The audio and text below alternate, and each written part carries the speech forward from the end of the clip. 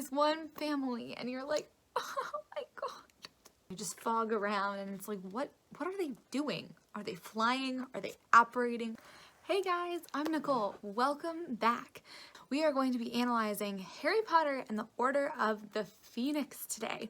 So just to give a little edit to my title, I don't necessarily think that the movie is better than the book, but what I do think is that the movie is one of the better Harry Potter movies, and they really leveraged everything about the film medium to slim the story down to fit to 2 hours, but also to augment the story with more meaning and more visuals and really drive home the core of the book such that it was more obvious in the movie. So if we were to write sort of a thematic line or moral argument for the book, I think it would be something along the lines of goodness and truth prevail when the hero accepts love and help from others.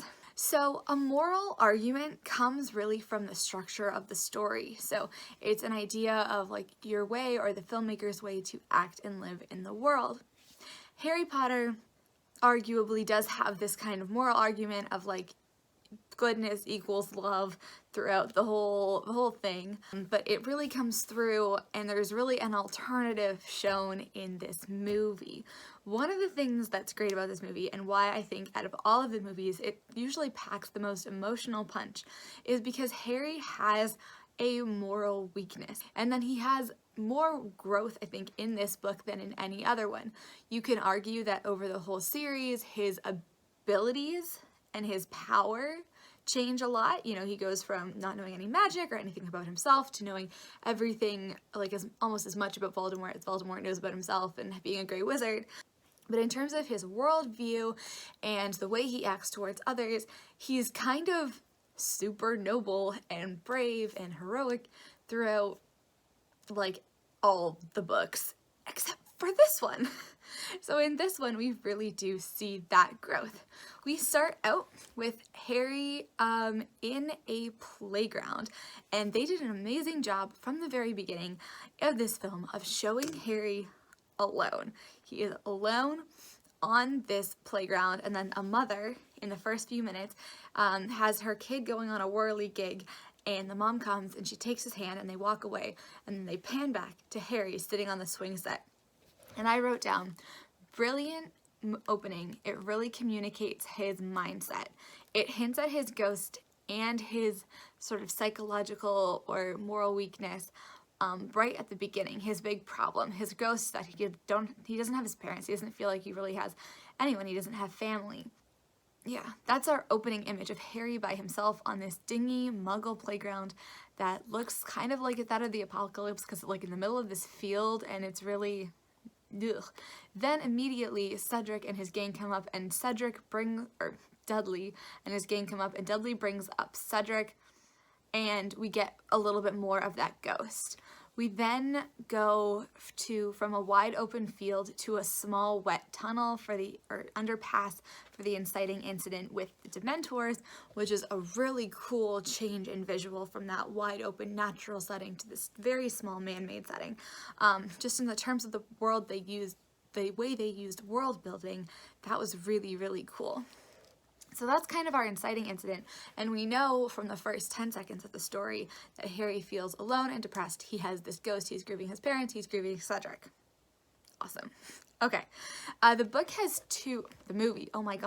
movie has 2 desire lines that I've sussed out here. Desire number 1 is to go to Hogwarts, which we learn when he gets expelled and then punches the wall, which shows one of his weaknesses, which is that he is super angry, he has a quick temper.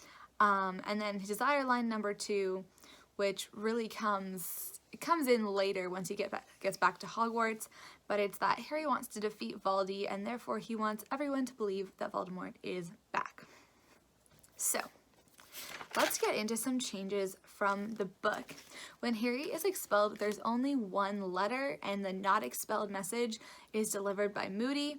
This seems to be really just a time saver to move things along, but they did a good job of compressing things, I think. We didn't get the funny moment when there's like owl, owl, owl like we do in the book, but I think that was a fair change in terms of just like, let's save time, let's move forward. And they had lots of these little moments, and I don't think they necessarily took anything away from the story because the important moments we do get. Most of the conversations are super duper condensed. We do have the moment at what I'm calling a warm table in 12 Grimmauld Place, where they start discussing Voldemort for the first time and how he wants this weapon. He gets really upset in the first scene he has with Hermione and Ron, but he doesn't get as upset as he did in the book, and I think that that is a flaw in the story. So in the movie, he kind of goes up sent to the room with Hermione and Ron in Grimmauld Place. Hermione runs over and gives him a big hug, and then they're talking, and he gets super upset, but he doesn't get to the point of screaming and yelling, which I think was a missed opportunity to really drive Harry's weakness and his tendency to try to push people away, which is his moral weakness. They missed an opportunity to really drive it home. Also, when Fred and George apparate into the room and say, "Harry, we thought we heard your dulcet tones," he wasn't even being that loud, so it's not as good a moment.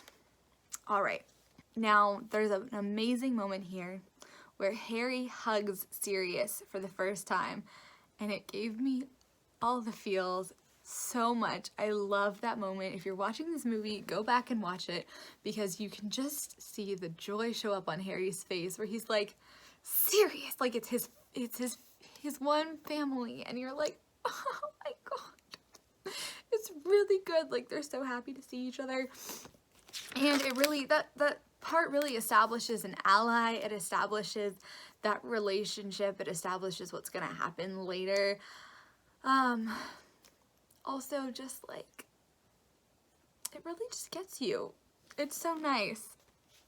So up until this point, while they're in Grimmauld Place, we've kind of established the moral weakness, which is, you know, he's pushing his friends away. He's angry and unwilling to be honest and open with his friends.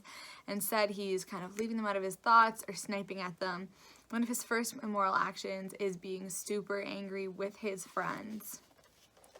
As we keep going through, we continue getting the weakness and the opponents set up. We go to the Ministry, which is beautiful.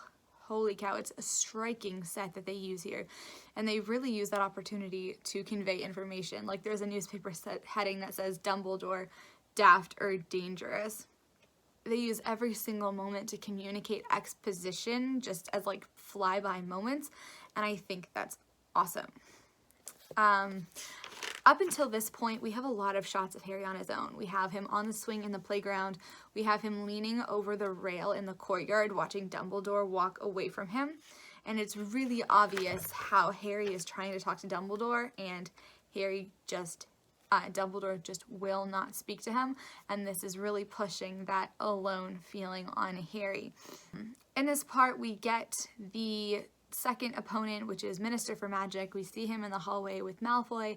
He's kind of a side opponent in this. He's more hidden, but it's good that we get to see him early on because he definitely is an opponent.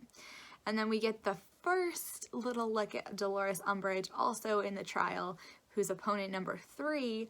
That's with her stupid little in the trial. So you can already see, we're about 20 minutes into the movie at this point, that they've set up our 4-corner opposition. We have like Harry and the Order of the Phoenix. We have, and Dumbledore here, kind of. We have Voldemort, we have the Minister for Magic, and we have Dolores Umbridge. We're kind of centering around, I know I talked about how the moral story or the moral argument is goodness and truth prevail when we accept love and help from others. We really do see different degrees in that here. So accept love and help and advice from others maybe makes more sense, but obviously Faldy is not going goodness or truth or anything, and he doesn't accept any love or any help or anything like that. He's like completely on his own. He is Voldemort. He is like over there. Then we have Umbridge, and she thinks that she's going for truth, and she is like the negation of the truth value, because she's telling lies masked as truth. And then you have the Minister for Magic, who's just being freaking ignorant, but less like morally obviously hateful as these two, although arguably he's doing just as much damage. And unfortunately we don't get to see too much of that, because that's a very interesting, especially in this time to live in, that's a very interesting character, one who's doing so much damage just by refusing to believe the truth. Okay, so those are the opponents. We're at the point where Harry is about to go to Hogwarts. So right before he does, Sirius shows Harry the infamous picture of Harry with the rest of Sirius with the rest of the Order of the Phoenix the first time. It's a really kind of sweet moment, and in the book, Moody shows it to Harry. Having Sirius show it does feel really kind of effective, because it strengthens that bond between the two of them and really kind of cements that allyship, as well as places the stakes of what's going on at the forefront of our minds.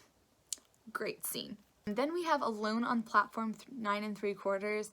Harry sees Baldy's face, and we're like, is this a dream? Is this real? Is it a vision? What is happening? Again, we have that image of Harry alone. He's also alone in the compartment, even with Harry and Ron there, just looking out the window. And I think that this visual is well done, and it's not something that you see in a book. Like, the filmmakers are doing a really good job of showing this loneliness in a crowd thing. Which I'm sure we've all felt at some points, of like, you're surrounded by people, but the people are just kind of there, like you're in your head and you feel alone. And they're showing this visually, which is amazing. They do it later by showing a big gap between Harry and Seamus in the dining room. The common room quiets down as Harry walks through the common room, and then Ron stands up for him, which is swell. Another little moment that was amazing is Harry has a bad dream, one of the dreams about the Ministry, and he sits up in a panic. Oh god, there's not a ton of Hermione and Ron in this movie, in my opinion, but the moments that they have are amazing. Ron is sitting there in his bed just kind of watching Harry, and he gives this little like nod with a very somber look on his face, and you get this kind of like, I don't know, they communicate so much between just like little glances, and that's one of the things that I wish you could communicate well as a writer, because in my day-to-day life, a lot of communication is done just through like glances and words and conversations. You know, someone's saying something dumb, you look at your friend and you're like, or you're having a conversation with your friend and like halfway through you just stop and you're like, like communicating with your eyes kind of. And it's so hard to write that in, because then you just end up, which is one of my major flaws, being like, and they looked here and there was a look there and this person looked there, and you're like, why do these people only look? But in movies, it's good acting. So that sucks. Going back to Harry Potter, they switched the Thestrals, or the discovery of the Thestrals, from Hagrid's lesson to Harry's walk with Luna. We see Harry walking down on his own down to Hagrid's hut, which is empty, by the way, while Hedwig kind of flies around. There's an absolutely gorgeous shot of the mountains. It's beautiful, but again, he is alone. And then Luna kind of becomes a mentor when he's in the Forbidden Forest and sees the Thestrals. It's super intimate. They have, you know, Luna seems like someone who can kind of relate to Harry, the way Ron and Hermione and all the usual people in his life can't. And the switching it to her really did, in like that moment where they're alone versus her explaining it on the carriages. Yeah, it's an awesome scene with a good symphonic. So this whole time, this is kind of Harry's plan, which is to tell the truth to the Ministry and keep telling the truth until they believe him. And it's kind of a shitty plan, honestly. He snaps at Malfoy, he snaps at Ron, he tells Umbridge she's stupid, which is understandable, but like, it's not a good plan. What he's doing is noble, kind of, but then the anger attached to it and the kind of pushing away of the friends is, again, that moral weakness coming out, hurting others. There's a little moment right after the Thestrals where Harry asks Ron and Hermione and Ginny, "Can I join you?" And the visual is amazing there. There's so much just conveyed in their acting. We then have, and I think this is really cool, we have a montage showing Umbridge's changes at the school. So this is where we start really the opponent's plan or the opponent's drive, and where Umbridge as the opponent really comes forward here. I'm going to be talking about structure steps as we go. So before now we were doing kind of like the protagonist drive. Not too much is happening. We're just kind of learning more about the problem, the state of things, and seeing the protagonist act on their weakness. Now we're seeing the opponent's drive, where we have newspaper montages, which is an awesome way to quickly convey information. And we see Umbridge interviewing all the teachers. Snape being interviewed by Umbridge is the funniest thing I think I've ever seen in my entire life.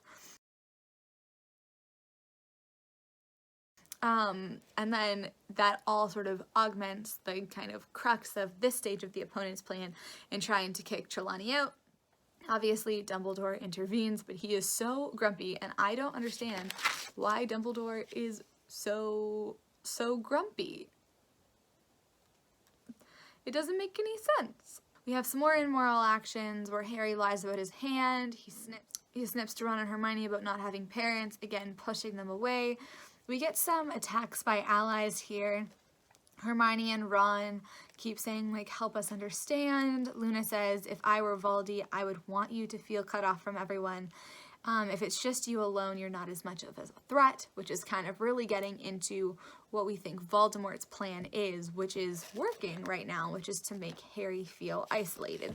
Attacks by allies are when they comment on the hero's moral weakness and tell them that they're being stupid, basically, and that the idea is that, like, that plants the idea in the character's head so they can change later.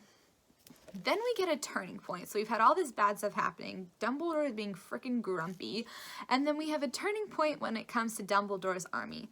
This is a turning point and a change in our hero's plan. So the hero starts fighting back, which is sweet. And we see this in miniature at numerous points throughout the story. But it's a very uplifting moment with a value shift from negative to positive. Harry gives a little speech at the Dumbledore's army. He's super honest. He's super honest about all the dark stuff that he's seen. He's super honest about the fact that, like, he's not a huge hero. Everyone still signs up. So now our hero is fighting back, and some of that aloneness is gone because he is a teacher and he is surrounded by this group. He has some acceptance. And this is like a new step into the story where we've had a little bit of we have the turning point, we have a change. Now the hero seems to be on the right path. Yay. Harry is winning for a bit. What's super interesting, I just wanted to make a point here, is a huge part of this sequence of this movie is actually about training, which is not incredibly interesting, and it's also not a structure step according to the anatomy of story, like necessary structure. They do a great job of making training interesting. So first of all, it's outlawed. So there's the thrill of the potential for being caught. There's the continued ministry interference that they're kind of fighting against. There's this whole training montage, right? And throughout it, they use a lot of humor to keep it going. They have the romantic intrigue between Harry and Cho. They have Neville's arc. What's cool about the movie is that we have, in the book, we see little snippets of Dumbledore's army, right? But the movie takes all of those little snippets, montages, whatever, and puts them in this 1-2 minute montage. And so we see events in the DA right one after the other. So we can see Neville's arc, we see the humor, and that whole thing is a little story unto itself. They're winning, they're winning, they're winning. And Harry's development is clear as he grows more and more confident as a teacher. So things are going well for a while, but they can't keep going well. So then we talk to Sirius in the fire, and Sirius has more symphonic dialogue. That's dialogue that's related to the theme. So he's saying, you know, Voldemort is on the move. That gave me the creeps. It reminded me of Aslan is on the move, which is a line in Narnia in the first movie. Sirius also says, it looks like you're on your own. So we're getting a little taste of this aloneness problem coming back. It doesn't have a huge effect on Harry's psyche because we see just after that everybody is wishing him a Merry Christmas. You know, there's a big contrast here to the way he was at the beginning. There's a scene by the fire where Harry and Ron and Hermione are talking about Harry's first kiss, and they're laughing and being silly. It's one of the few scenes that like Harry and Ron actually get to, or Ron and Hermione actually get to talk in this movie. It's like the best friendship scene in the movie. It's so sweet. So that is when we get everything screwed up by the progressive complication of the snake. So Harry sees the snake biting Mr. Weasley, and he is immediately back to being angry and feeling isolated because Voldemort may be accessing his mind. We see that in the occlumency that comes right after it, and then we see it. He's sitting at the one end of the Christmas table, and they give him presents and stuff like that.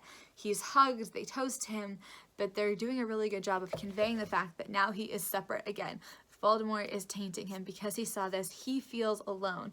Even the wardrobe is different. So all the Weasleys and Hermione in that Christmas scene are wearing like oranges and reds and yellows, like bright warm colors, and Harry's wearing like a very nice like blue button-up shirt. But the differences in the colors and the differences in the positions and all of that really conveys this aloneness feeling. And the way they did that by the colors was subtle and cool, and also something that you can't actually do in a book, because you're like, and Mrs. Weasley was wearing an orange sweater, and Ginny was wearing a red sweater, and Hermione was wearing a yellow dress, and Harry was like, no one would want to read that. But it's very cool in a movie. He then expresses his concerns to Sirius. He's worried he's becoming evil, and Sirius assures him this is one of the best sort of lines in the movie, which is we all have light and dark inside of us. What matters is the part we choose to act on. This is also foreshadowing our thematic revelation, which comes near the very, very end. Once they're back at Hogwarts after Christmas, we get a series of revelations and progressive complications. So we have a revelation in the Azkaban scene. That changes things a little bit. We then have the revelation of the Cho betrayal, which again changes things. Now we have that revelation leads to the progressive complication that Dumbledore is gone and Umbridge is now our headmistress.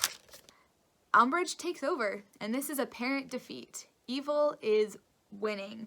Harry feels really guilty. You know, he says, every time I try to help, I make things worse. His weakness is really coming out now. He was doing well for a while, and now we're going back downhill. He says, the more you care, the more you have to lose. It's better to go it alone. And there's no attack by ally. His friends are there listening to that, and they're like, they just kind of don't say anything. And we continue with these sort of progressive complications and interesting moments of the giant, which doesn't have a huge amount of function in the story, except for the fact that he's family to Hagrid, so you could kind of make a parallel there, but it's not really drawn out. You know, Harry doesn't have a lot of family, but he found Sirius. Hagrid doesn't have any family, but he found his brother. They don't do a great job. I think there could have been more there in like exploiting the family aspect if they wanted to.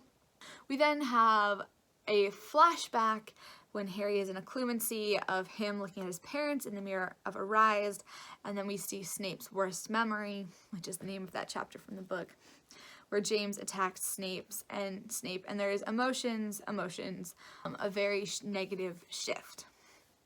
All right, bringing us to the end of the middle build is Fred and George. So we see them comforting a young student, and I love that moment so much. And then we see Fred and George with the frickin' fireworks, throwing them around. We get this moment of triumph. And I love this. And I think this was really smart because, spoilers, although if you're watching this, obviously, the end of the book, the end of the story isn't triumphant. If you think of like the third Harry Potter, where they win the House Cup, Sirius gets away, like there's a moment of triumph in at least book 1 to 3 at the very end. Huge triumphant moment.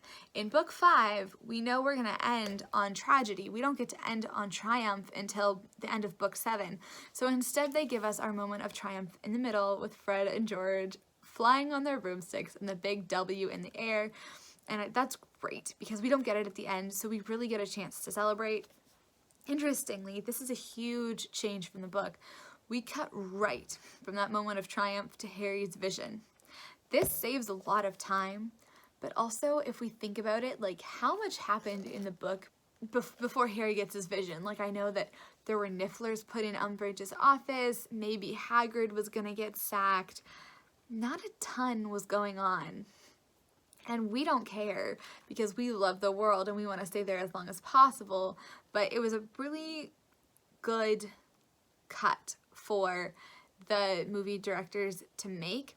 It also gave us this intense moment of experiencing something totally different than everyone else around him. So he's in a crowd of people cheering and he gets this image and it's only affecting him. And then Harry just starts falling down and you get that Harry is different. Harry is alone feeling again, and Hermione sees it and goes to him.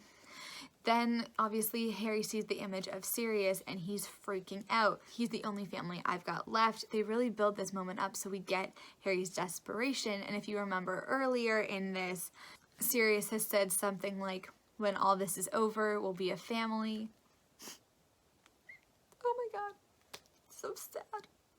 And the moment when they hugged, it was so cute. It was so nice, and then Sirius died, and it's really sad. Yeah, so we really understand his desperation there. And we have the events. So we're edging towards obsessive drive now. My kind of thought is that the obsessive drive of Harry working really, really hard doesn't happen until Harry gets his vision. This is when he changes his approach. He's been kind of skulking around at the school.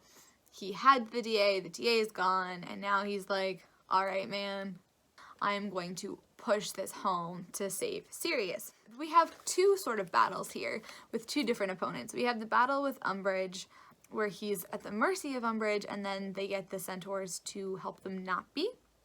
And then we have the second battle, the bigger battle, which ends up happening at the Ministry.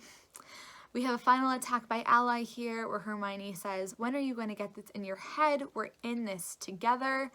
As we go through the battle sequence, we learn that Cho was under Veritaserum when she told about the DA. I have a problem with this. We're in the middle of this battle sequence. We're about to transition from the Umbridge battle to the Voldemort battle. And suddenly someone's like, yeah, I used the last of your Veritaserum on Miss Chang. And it's a revelation, but it literally has no power or impact on the plot. Now, the only result is they look at each other and they're like, oh, maybe we shouldn't have ignored her then. Like, it's not a worthwhile change. It's never acted upon. We never see Cho Chang again. There was no point in that revelation. It's one of those, Sean Coyne likes to say exposition as ammunition. This was not ammunition. This was just like a passing comment, and it didn't really have any power, and I think the movie would have been better if they just left that part out. Then we can maybe get a little bit heavy-handed in people being like, maybe you don't have to do this all by yourself, mate. That's the end of that line. That's what Ron says. It's really sweet. Everybody wants to leave with him. They don't want to leave him alone. And so Harry lets them come. We get sort of to our second battle here, which is at the Ministry of Magic. They add a lot of pathetic fallacy. Interestingly, we hear the prophecy before the Death Eaters show up, which I think is a good change. And then the Death Eaters are so scary. They're so freaky. The masks really freak me out. And from here on, everyone's kind of trying to tempt Potter. Malfoy is tempting Potter, basically saying, don't you want to know why you're different? And Harry makes a decision in that moment to say, no, I don't want to. He tries to get away. The side note here, I hate the frickin' Death Eater stupid black fog. There's the Death Eater black fog and the Order white fog, and they just fog around, and it's like, what are they doing? Are they flying? Are they apparating? What the hell is happening? And how, once they leave the prophecy room and they end up in the room with the veil, there's a whole bunch of black fog as the Death Eaters go and grab all of Harry's friends. And first of all, there's like a plot hole there, because if they could grab all Harry's friends, why couldn't they just grab Harry? And second of all, the black fog is stupid. Like, I don't understand what they're doing. Anyways, I don't know how I feel about having all of Harry's friends like under control of the Death Eaters, but I have to say the image of, and the movie moment of just like this silent circle of all the Death Eaters holding wands to Harry's friend's neck, it's astonishing. It's an astonishing image. And he is alone again, and he has been responsible for putting his friends in danger. And this is where his thing of like, you care too much, you create problems, is kind of coming true. Vindicated in his desire to do things by himself. He has a crisis in this scene of give the prophecy over or watch his friends die. He chooses to give the prophecy, and at that moment the order arrives. And Sirius, being Sirius, is so productive and wonderful, and he says, get away from my godson. The order arriving is a great turning point where now we start winning. There's a really wonderful moment where Sirius pulls Harry away. This wasn't in the books, but I love this, and I feel like the movie did this amazingly. Sirius says, Harry, like, you've done a great job. I need you to get your friends and go. And Harry says, no, I'm staying with you. And then Sirius again says, you've done a great job, like, you really need to go. And then, of course, they're stopped by the Death Eaters, and it's kind of a moot point, but it's beautiful dialogue just between the two of them, and it's the last things that they say to each other. Again, the image of Lupin grabbing Harry when Sirius goes through the veil. I wrote in giant letters, my heart. Now we're getting to the real final battle here, which is the battle between Harry and Albus and Voldemort. Now, we have the bigger battle in the Ministry Atrium, but the real battle takes place in Harry's head. Voldemort is trying to take those moments that Harry feels, the grief and the anger and all that stuff, and he's trying to say, look how awful things are, act on it, be evil, you know? Voldemort is tempting Harry to act on his hatred, and he's really, really scary as he does it. And while Harry is possessed, he sees all these horrific images of death, destruction, the times that he was alone, like on the playground, where he saw Voldemort's face on the train station. He sees his own face turn into Voldemort's face. It's scary, and you're like, wow, Harry has a choice here. Harry could fall. Harry has dark in him, and Harry has light in him. And right now, in that first part of that battle, Harry is only seeing the dark part, and he could choose the dark, and he could be like Voldemort. Then he sees his friends who come into the atrium, and we get all these beautiful flashes from all of the movies. It's this little montage of hugs and smiles of his friends throwing their arms around him, and the music is swelling, and there's these little small moments. And this is what is forcing Voldemort out. There's the moment that they were laughing by the fire, and the very last one is Sirius throwing his hands around Harry earlier in the movie. And this is our thematic revelation, these beautiful flashes, because we learn that it's his friends and the ability to love and all that stuff, as cheesy as it sounds, that really makes him strong. And it's not that he can't do it alone. By his very definition, he can only prevail when he's not alone. And oh, the montage is gorgeous, and it really does create this impactful moment that is not in the books of, oh wow, like it's this outpour of emotion. And that is why I think that if you could say this movie was better than the book, it would be because of that thematic revelation moment when we're winning the battle in Harry's head and we get Voldemort out of there through the power of love. But just it sounds cheesy when you say it, but the images of it, because we've also grown up with these characters and seen all these movies, it really packs an amazing emotional punch. And then we're at the new equilibrium, which is everyone believes Harry and Dumbledore. Umbridge is suspended. Harry is packing for home, and he's really grieving. Dumbledore admits that he had the same weakness as Harry about caring too much, but we've learned that this isn't a weakness, it's a strength, and it's the only thing that's going to get them through it. They're preparing for home. There's a moment where Harry catches up with Hermione and Ron, and he basically says, this line is a little bit cheesy, but it's a kids movie, so it's fine.